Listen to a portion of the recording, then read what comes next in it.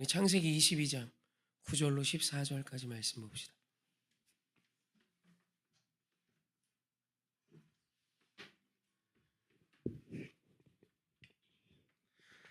어제와 동일한 말씀인데요. 우리 함께 한 목소리로 천천히 합독하기 원합니다. 시작. 하나님이 그에게 일러주신 곳에 이른지라.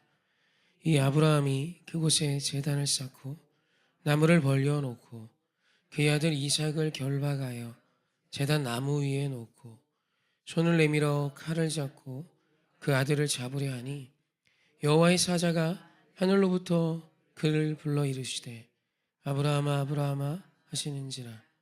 아브라함이 이르되 내가 여기 있나이다 하매 사자가 이르시되 그 아이에게 내 손을 대지 말라. 그에게 아무 일도 하지 말라. 내가 내 아들 내 독자까지도 내게 아끼지 아니하였으니 내가 이제야 내가 하나님을 경외하는 줄을 아노라. 아브라함이 눈을 들어 살펴본즉 한 순양이 뒤에 있는데 뿔이 수풀에 걸려 있는지라. 아브라함이 가서 그 순양을 가져다가 아들을 대신하여 번제로 드렸더라. 아브라함이 그 땅 이름을 여호와 이레라 하였으므로 오늘날까지 사람들이 이르기를 여호와의 산에서 준비되리라 하더라. 아멘. 계속해서 아브라함이 이삭을 하나님께 바치는 모리아의 제사, 모리아의 예배를 다루고 있습니다. 사실 모리아산이라기보다 모리아에 있는 한 산이 맞고 지금 이제 이스라엘에서는 시온산이라고 명하죠. 이 산에서 아브라함이 이삭을 잡아들이는 믿음의 조상의 정점을 찍는 예배가 드려집니다. 물론 저의 고백이지만 시기적으로 하나님이 그 아들 독자 예수를 하나님께 드리기 전에 아브라함이 먼저 그의 아들을 하나님께 드린 사건이기도 하고, 사실 하나님께서는 한 사람의 백세 여든 가장 귀한 전부를 받으신 예배가 사실 이 사건이기도 하죠. 그런데 오늘 여기서 우리가 좀 주목하고 싶은 것은 이 예배의 성공은 사실 아브라함에게만 있지 않다는 겁니다. 하나님의 놀라운 은혜를 제외하고 오늘 예배의 성공에 이 예배 현장에 있었던 또 한 사람이 있죠. 그것은 이삭입니다. 지금 아브라함의 나이가 120세에 거의 다다랐을 것입니다. 이삭이 100세에 태어났고 그 아들이 이제는 장작을 짊어지고 산을 올라갈 만큼 컸어요.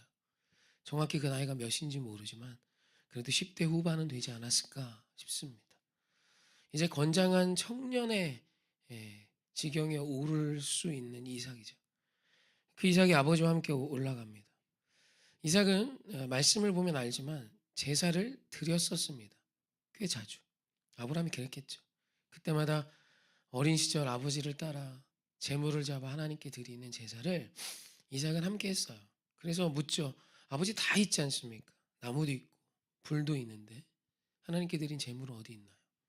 이 질문을 한 이유는 분명히 기존의 예배와 다르다 이겁니다. 늘 하나님께 드릴 제물을 데리고 갔는데 오늘 그 제물이 없어요. 사실 이삭이 자기 자신이 제물일 거라는 생각을 어떻게 했겠습니까? 그리고 산에 올라갔고 아버지께서 늘 여느 때와 같이 제사 드리는 그 방식 그대로 나무를 제단 위에 올려놓고 쌌습니다. 그러더니 갑자기 자신을 결박해요. 이때 이삭이 이제는 알겠죠. 아, 오늘 제물이 나구나. 이 농담으로 여기지 않았을 수밖에 없는 것은 우리에게는 이 제사가 너무 낯설지만 당시 아브라함과 이삭에겐 사람을 잡아들이는 제사가 낯설지 않다 했습니다. 그때 그 시대에 우상에게 사람을 드리는 제사는 종종 있었어요. 우상이 사람의 피를 받을 때 그렇게 좋아하더라. 뭐 이런 이야기들이 당연히 아브라함과 이삭에겐 알고 있었던 상식적인 이야기입니다. 이삭이 이제 알았죠. 아, 제물이 오늘 나구나. 그때 이삭의 마음이 어땠을까? 사실 상상이 안 됩니다. 그런데 중요한 건 이 이삭이 아버지를 결박하고 자신을 그 제단 위에 놓이고 그 아버지가 나를 칼로 찌르리 하는 그 모든 과정 속에 단 하나의 저항한 적이 없다는 거예요. 저는 만약에 내가 이삭이라면 어땠을까? 아버지 왜 이러십니까? 하지 않았을까요? 아버지 뭐 하는 겁니까?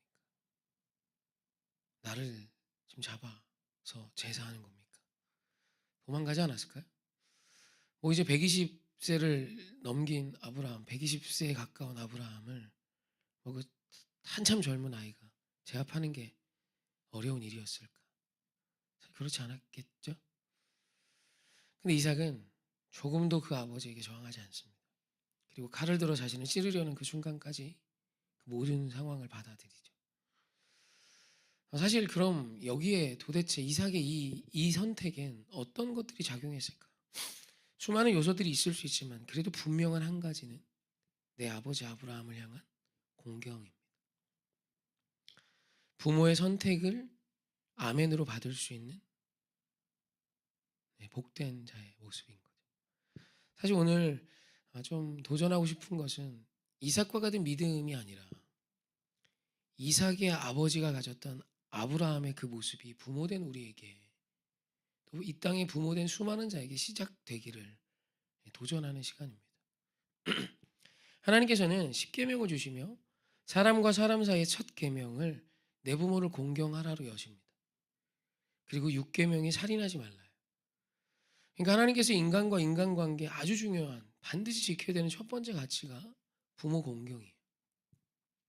우리말 공경하다로 번역된 히브리어는 카바드인데 이는 그냥 철저히 그에게 복종하다는 뜻이 아니라 무겁다라는 의미를 어원으로 갖습니다. 그러니까 내 부모를 무겁게 여기는 자가 되라라는 것이죠. 그러면서 신명기 5장 16절에 이제 제 5계명을 말하며 이런 표현을 하십니다. 신명기 5장 16절 말씀 제가 읽습니다. 너는 내 하나님 여호와께서 명령한 대로 내 부모를 공경하라. 그리하면 내 하나님 여호와가 내게 준 땅에서 내 생명이 길고 복을 누리리라. 하나님께서 분명히 약속하십니다. 내 부모 공경은 단순히 공경으로 끝나는 것이 아니라 너의 복이 되고 능이 되며 너의 삶에 하나님이 보증하시는 축복하셔야만 되는 이유다라는 것이죠. 그러니까 내 자녀에게 있어서 부모 공경의 승리는 부모 공경은 내 자녀가 진짜 잘 살 수 있는 하나님이 보증하시는 첫 번째 복의 근거라는 거예요. 그러니까 오늘 우리 부모된 자가 내 자녀에게 주어야 될 아주 중요한 성품이자 그들에게 반드시 줘야 하는 하나는 부모인 나를 공경하게 만드는 겁니다. 여러분 부모를 공경하는 것이 사실 어린 아이에게 지금 같은 이 시대에 어려운 이유는 부모의 삶의 모순입니다. 물론 이제 어느 정도 이제 아이들이 나이가 들고 지식이 쌓이다 보면 이제 부모가 나보다 못하는 것도 있다라는 걸 발견하기 시작하죠. 그러면서 이제 무시할 수도 있죠. 뭐 사춘기 때. 하지만 결국 그 부모를 공경하는 자녀가 되는 것에 있어서 부모가 진짜 해야 하는 아주 중요한 것은 모순을 없애는 거예요. 자신의 말을 지키고 무엇보다 믿음 안에서 예수로 살아가는 삶이 입을 넘어 삶으로 드러나는 것입니다. 여러분 자녀는 내 부모의 그림자와 그의 삶을 명확히 합니다.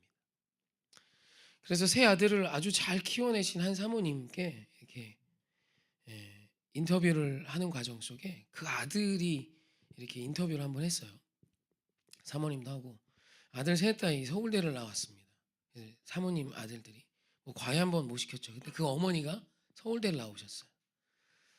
그래서 이제 아들들도 다 서울대를 나오고 이제 뭐 한 분은 뭐 이렇게 아무튼 뭐 셋 다 영향력 있는 일을 하고 있고 무엇보다 아주 바람직한 어떤 상으로 잘 큰 그런 세 아들을 키워낸 사모님에 대한 이야기예요.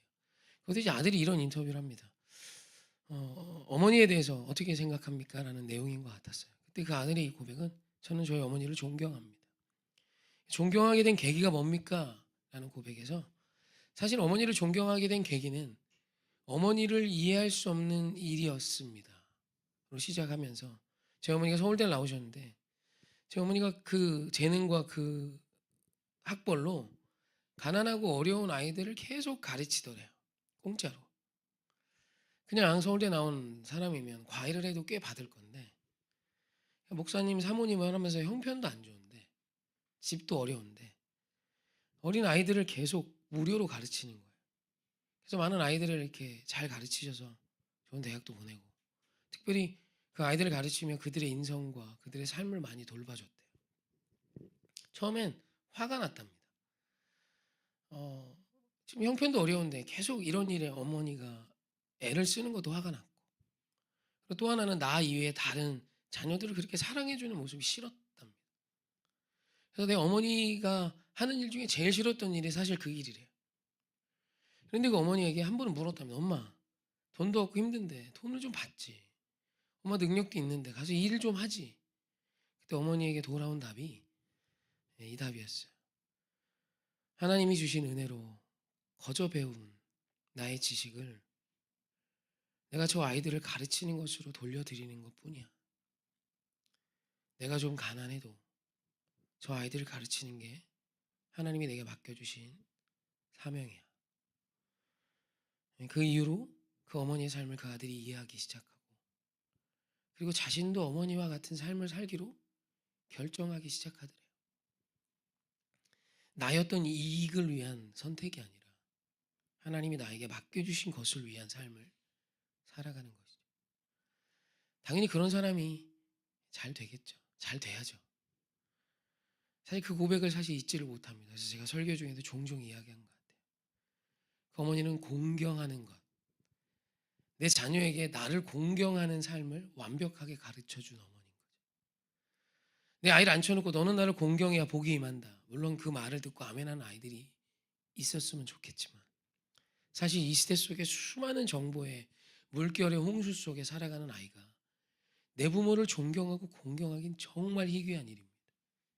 그러나 그런 그때 세상의 지식을 뛰어넘는 하나님의 지혜로 살아가는, 모순 없이 예수 그리스도가 답이 되어 살아가는 부모의 삶, 믿음의 삶은 그 자녀가 온전히 그 부모에게 순종하며 그 부모를 무겁게 여길 수 있는 아주 큰 복이 된다는 것이죠. 이삭이 아브라함에게 나를 죽이는 그 문제 앞에서도 잠잠할 수 있었던 이유는 내 아버지 아브라함의 삶이 적어도 이삭에겐 무거운 삶이었기 때문 아닐까. 이 아버지가 이런 결정을 하셨다면 그것은 이것밖에 답이 없기 때문임을 아브라함의 삶을 곁에서 지켜본 이삭이 분명히 알고 있던 내 아버지에 대한 믿음이 있기 때문 아닐까요? 사실 공경하고 존경받을 만한 어른이 많지 않은 오늘입니다.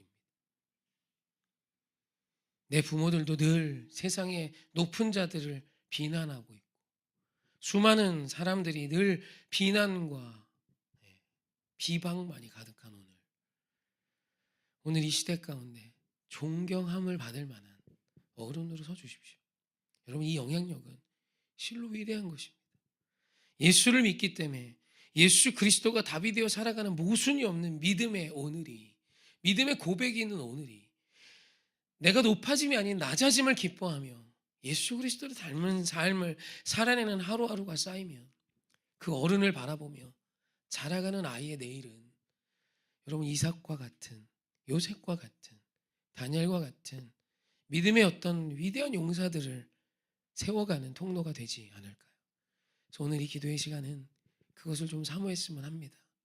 세상에 대단한 어떤 그 무엇이 오늘 우리의 자녀를 살리는 것이 아니라 하나님이 주신 믿음의 말씀을, 믿음의 말들을 내 삶에서 지켜내며 내 자녀 앞에 모순 없이 살아내는 부모의 삶을 살아내는 것이 나의 자녀에게 가장 큰 복을 줄 수 있는 부모의 사명임을 믿고 오늘 한번 사모하며 기도하기를 주님의 이름으로 부탁합니다.